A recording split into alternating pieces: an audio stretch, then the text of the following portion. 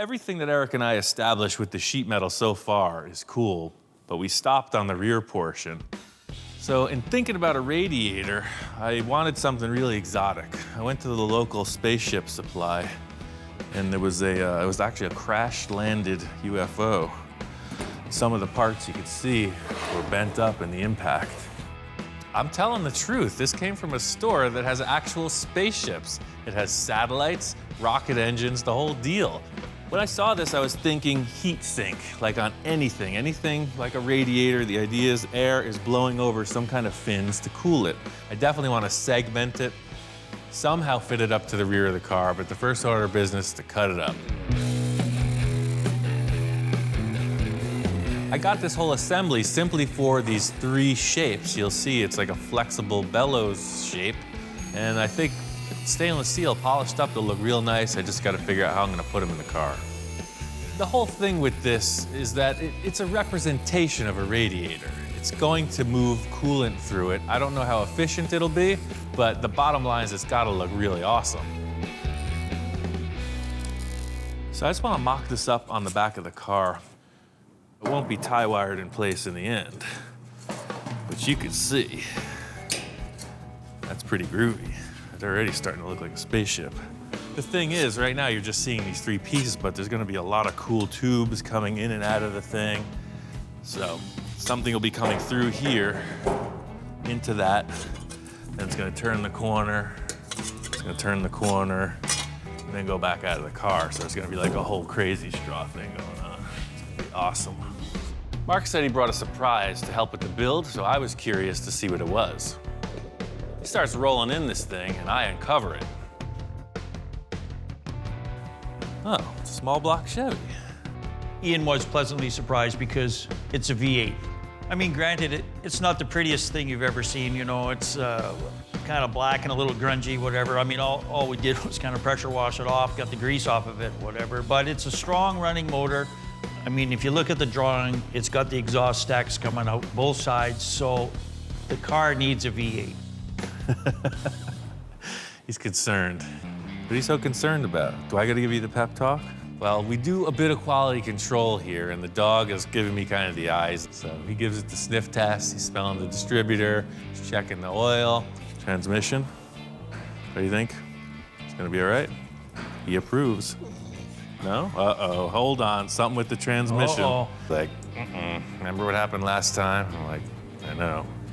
On the last project I worked with Mark, he brought down an engine that had some hidden issues. I'm a little leery about this one, so I wanted to take a look inside. You know what happened last time? I looked in the valve covers and... Don't look in there. Oh, look, it's nice. And it's super clean, so this was a well cared for engine. Okay, well, I got a new starter on it, so it was a running thing. They told me it was running, so It ran don't great. shoot the messenger. I'm just a delivery guy. I heard that before. I have to prove it to Ian that, yeah, this thing works. Otherwise, you know, I'm never gonna save face with him ever again. So we're gonna mock it up into the Space Junkie. Put it in the car, and I could tell this is what it needed. That's the look, man. I think you're all right. You definitely, you got an eye for this, man. Look at that. Huh? That's Oh, yeah, freaking see, you have perfect. to have a V8. Yeah. It's got the look he wants, it's got the stance he wants, and Ian will paint it up, and it'll look like $1 million on the outside. I'm looking at the frame rails and the way that the exhaust ports are coming out. It's gonna look very much like the drawing, which is what we're going for. Straight 8 would have never gave us this look. I do have another piece that kind of tops it off. But wait, there's more. There's more. Yeah, I surprised him pretty good with the engine, but you know what? That's not the big piece that's really gonna surprise him. I brought something else along. Ian's the creative master, and this is just sort of what I've done for him, and I'm hoping that he likes it, you know, so I got a bit of butterflies in my stomach going, is he gonna like it? Is he not gonna like it, you know? Mark walks in with what looks like a pillow. I think, you know, what is this? He's got sea cushions or what? Gas tank? It was a gas tank, Oh. but now Whoa. this is your air cleaner. Oh yeah, just like his drawing, man. That thing is nuts. I guess it's a motorcycle gas tank that he has taken the time to modify to look like Johnny's artwork. It's a big shell that has this mohawk detail on it and a bunch of cool vents. I could see he spent some time. It's just what it needed. I'm glad you like it and you can use it. I really like the fact that Mark made this, and just like the rest of the car, it's gonna get refined and evolved as it progresses. Now it's starting to look like a spaceship. So you got your radiator thing, you have two Mohawks, you have the air cleaner. I could see it already. The great thing about this project is it started with Johnny Jalopy, continued with Eric, and now Mark's here. So it is all about the collaboration, meeting of the minds. This thing's gonna be way better for it. So Mark's little V8 adventure got me thinking we needed a really cool exhaust. So I went and I got 8 of these megaphones, supply shop here in town, and they have the flanges for the V8 engine. So I'm working on figuring the exhaust out. Mark is doing the intake. Mark hasn't had the best track record with engines, so I'm anxious to hear this thing run. He's a little concerned, so yeah, he wants proof of the pudding here. Okay, you brought me this thing, that's great, I appreciate it, it's in the car, but does it run? Ready? I'm ready.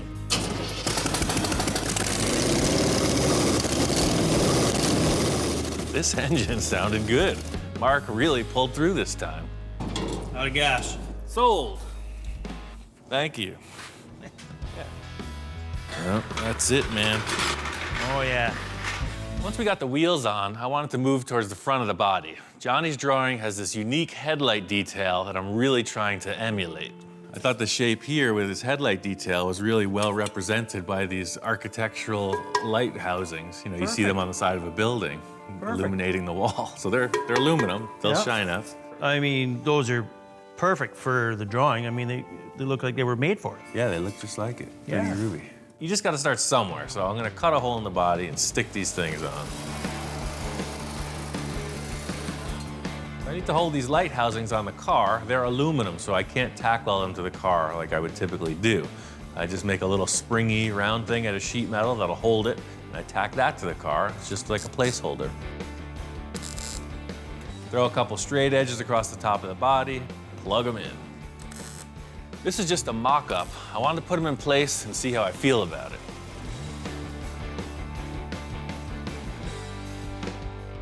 Stepping back and looking at the car, it's just not good. It's not okay. There's something terribly wrong. It's changing the whole look of the car. Once I mocked these up, I knew they were too big. I'd have to redesign the whole body to fit them, but Mark liked it. They're already got a 45-degree angle on them, so they matched the drawing that Johnny did, and I said, wow, what a perfect thing to reuse to get the look that you're after. In order to show Mark the problem, I had to use a different type of envisioning tool.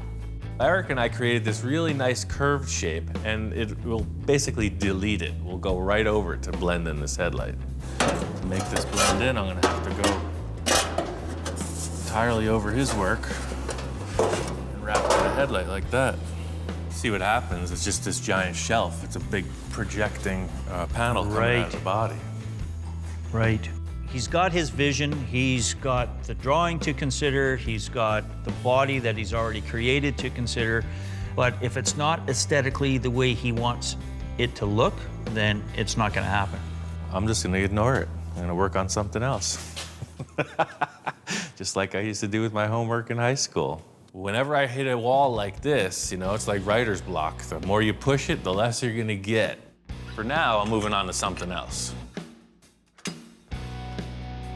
He's bending some tubes, brings out his big ring roller, and we roll another tube, and I'm still scratching my head going, I don't know what you're building here. I didn't really tell Mark what I was doing. I was just making a shape here. I had a couple ideas, and really, I just wanted to flow with the existing components in the chassis. The curiosity gets the better of me, and I kind of go, okay, so what exactly are you building here? Much like a little mini grill for a little baby roadster. When you find a clue into what he's building, and then, you know, you just watch him in amazement. I mean, what a brilliant idea to make it all curved like that. Perfect. On guard. Mark is a sincere professional. He needs detail. He's in there measuring down to the nearest umpteenth of an inch, getting a perfect trace line. He's not gonna have it cut until he's set. Now, my line, Ian's line. Which one would you follow? So the thing is, just to further complement his efforts, I just duplicated his original line, flipped it over to the other side of the shroud, and traced it.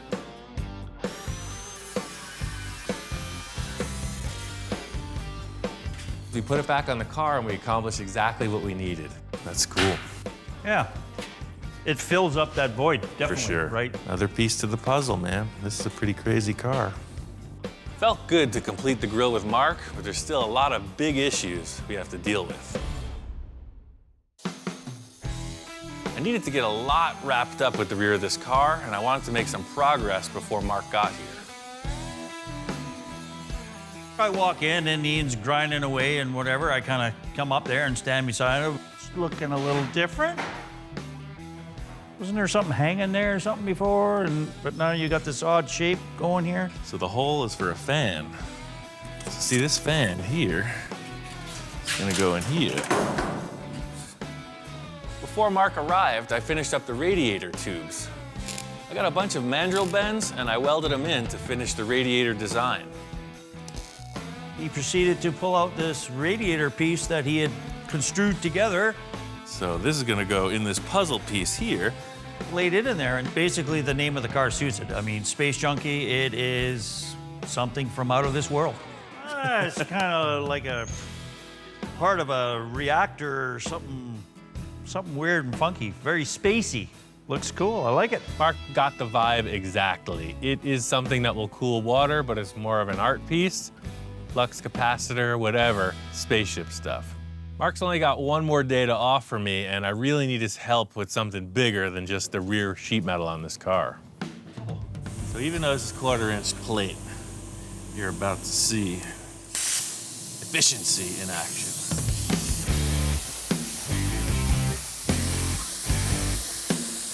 Cutting disc ain't gonna do it this time. I gotta use the plasma cutter. It's a treasured asset, so I only use it when I really need it. The sheet isn't big enough to do a full perimeter around the inside of the car, so we're gonna have to do it in 2 pieces, and you'll see we're pushing the sheet right to the limit. It's a big ring portion we're building, and we're gonna use the majority of the surface of the sheet.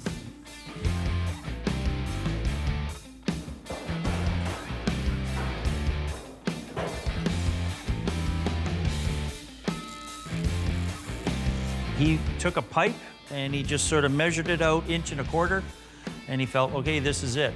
If we cut it wrong and if it's too short, we're starting from scratch again. Get a whole new piece of metal, and nobody's gonna be very happy.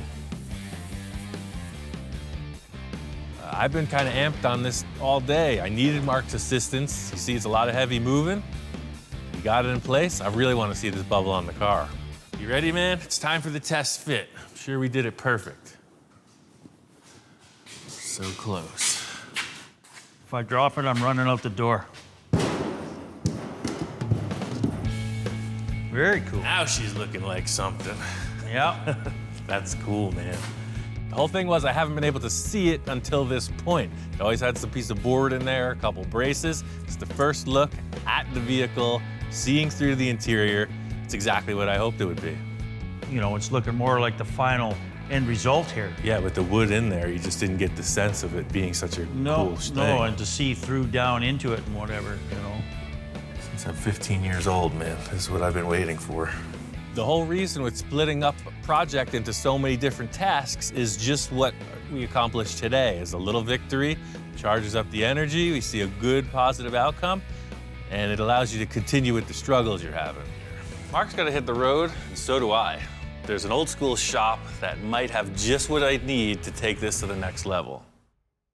I'm at Moon Eyes, the makers of spun aluminum wheel discs and a lot of other cool stuff. I called up Chico and asked him if he could set me up with a custom pair of wheel covers. I grabbed a rim from the car and brought it in the shop. All right, let's set it over here and take a look. Whoa, look at that. Yeah, that's the discs we did for Tesla, a 19-inch Tesla wheel. Chico says that this is like some kind of a prototype special edition for a Tesla electric car. And I know right away I gotta have something at least that special. So this is a 19, but those That's are 20s. That's a 19, yeah. These are 20 wheel, and it measures 21 and a half. Right. And let me see what we got. He brought out the standard disc, and that's what I thought I was coming here for, just in a 20-inch diameter. Apparently, just like me, they're always experimenting with different designs and styles. This Off the disc here, shelf. this one we did for Dodge Magnum, 20-inch This wheel. is a Dodge truck spare tire. That's what these are. These are Dodge pickup truck spare It might tires. just pop right on there. Oh, man. Hey, perfect. That was almost too easy. Uh-huh. Fitting that disc on the rim, it's like, this is what I need, man. Whatever it takes to make this fit, I'm on board. This is what the car's gonna have. This is even more space age than those regular ones. Those are moon discs, but these are like outer space discs. Yeah, we named it Saturn. That's what they're called? Yep. Okay, Saturns, perfect. That's it, that's the look of the car, man. Yeah. The coolest thing about the Moon Eyes facility is that they have a full machine shop. Let me show you here. This is Manny here. He's been working with Hey, us for how's it over going? 10 years now. This is Thanks, Ian. man. I always wondered how they do this. Everything starts out from a flat piece of aluminum. See, that's what it would look like if I made the wheel cover. That's why I came Yeah. here. It was set up on that mold that we have, and it's from the 1940s. Apparently, nothing's changed since they invented this. You take a flat piece of aluminum, clamp it in the lathe, turn it on, and then push it into shape with this paddle.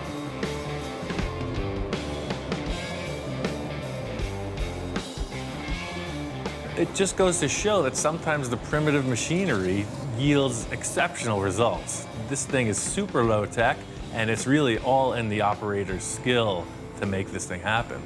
We go from here to a sunray machine, and then we put our trademark sunray finish on it. Oh, and that's how it gets all the different facets. I Right, guess. yes, it's a brush to finish. Just like any fabrication process, you rough it out and then you finish it. You pull the disc off of the lathe, put it in some kind of polishing machine, and it's pretty fancy. All right, here's a finished product with a sunray on it. Wow, crazy. The difference, huh? It's perfect, man. That's the thing, I mean, literally, Yeah. That's the that start, to and this that. is the finished. that's pro.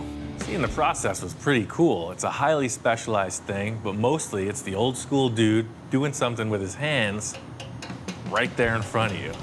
Custom work is where I would really like something that's not available out there, and I want to be able to make them so that we can say, here, we did this. Thanks for coming by, Yeah. and we'll get your wheels disc done next week. Sounds good, All right. yeah. Whenever you get time, just give me a call. All right, Those great. are perfect, thanks. Very good. Right Thank on. you. Thanks for coming by. So it looks like these wheel discs are a go. He's gonna do a couple things to make a mount. I gotta get back to the shop and finish this car. I got this car primered, so it's looking good. It's one thing getting this thing looking like a close to finished piece, but it's gotta drive. I had a t-shirt when I was like 15 that said normal is boring. So this car, it's gotta follow suit. It's not going to be normal. You're gonna be sitting way back. So I got this little miniature dragster steering wheel. So you're gonna be all the way back here. And there's no room for your feet to do anything. You're sitting here driving this miniature steering wheel like a dragster, and your hand is up here like a monster cartoon car guy, but your throttle is on this lever, and when you push it, it is the brake. So your master cylinder will be on top front row center, and you're pushing it with your hand to stop and twisting it to go. I wish I could make my eyes pop out. When my friend Eric was here, he kind of threw this concept out as a challenge.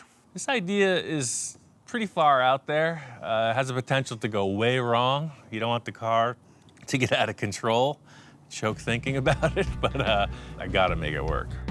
I wanted to look cool, so I started thinking about stuff, and I had this aluminum bowling pin. I started welding some plates to it. I thought it'd be a perfect brake cylinder holder. Ever since Eric left, I've been kind of thinking about it, like how does this happen and be safe? And the answer for me is to use an actual real master cylinder from a truck and a real throttle from a motorcycle. So the master cylinder bolts right into those holes. It's 1/2-inch aluminum plate. That's very strong, just like you'd see this thing mounted on the firewall or on the frame. So that is kind of started and mocked up. I got this piece of 7/8 solid aluminum rod. I picked 7/8 round because that's what a dirt bike handlebar is, diameter, and I just got a dirt bike throttle grip. That goes right here. You dig? That's freaking cool. Sounds good in theory. The arm position is right. I think it's gonna look okay. I just gotta make it. So I want this rod to pass through the housing, the bowling pin that holds the master cylinder. So I'm drilling a few holes in there to create a slot.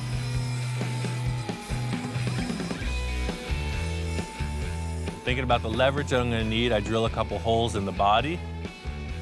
The lever will mount below the floor of the car, and then the master cylinder will be bolted to the top panel. So everything's looking like it's kind of gonna work, but I want to cut this thing to size and just make sure it fits me before I build anything on it. Come on, you gotta check this out. This is gonna be epic. Quality control, I gotta just make sure everything is jiving with the higher powers, and I'm just gonna show them the idea. You understand? It's pretty simple, but it works. I could see the concern in his eyes. He's got 2 long drool strings coming out of his cheeks, and that automatically is a cause for concern. And then he's given the shifter in the eye. You're not impressed. You're concerned? It looks unsafe? Don't drool on the primer. Proof is in the pudding. It's seeing a project halfway through. You don't know where it's going, so I'm gonna prove it. Just need a little more time. He's just checking out the block sanding. He's not very impressed. It's gonna get better, man. It's all a process. I got a plan. I'm on a mission. The dog is gonna go do his thing. When he comes back, it's gonna be on. I'm gonna make a little shape here with a hole and a pin. Put it together.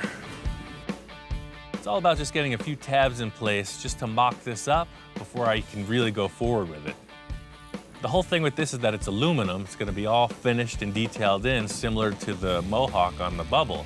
So just using the TIG welder, gonna fill in a lot of aluminum so that I can grind it back and it'll still be strong. Working with a client, there are parameters. There's always a budget concern, a time concern, and then whatever their idea is. I don't have any of those with this project. Sky's the limit.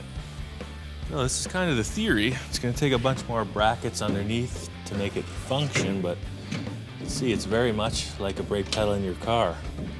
There'll be a pivot you push, and this rod, which will be adjustable, pushes on the master cylinder. I'm sold on the idea of this thing, but I gotta get underneath, get all the pivots in place, and then give it a test run. Got this brake lever mounted. I pulled the engine and transmission out of the way so I could get underneath and build a structure.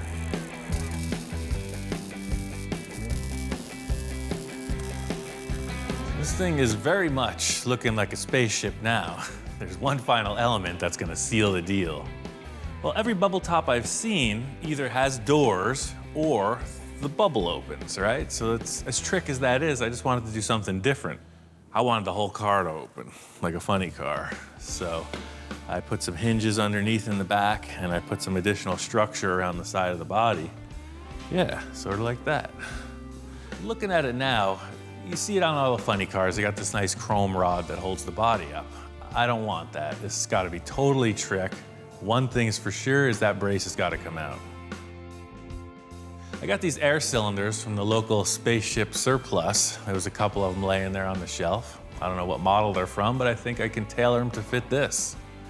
The idea being, when I raise it up, the air pressure will lock it up, and when I put it down, the air pressure will lock it down. It's a dual action cylinder. The reason I went with the air cylinders is because there's already airbag suspension on the car. So there's a compressor, there's a tank. Right now we got a huge air leak in the fitting. All I gotta do is put 2 more valves in there and this thing's operating. I know that this pivot works, but I wanna be sure that these air cylinders can support it. The body's pretty heavy. I don't know what their capacity is, so nothing to it but to try it out. Oh yeah, it totally works.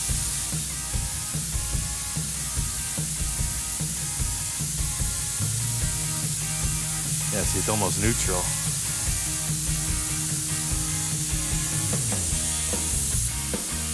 It's all on air. Nobody's gonna get hurt. That's cool. The whole thing here was the open air feel. You know, you're gonna get in and out of the car. There's nothing in your way. It's pretty cool looking.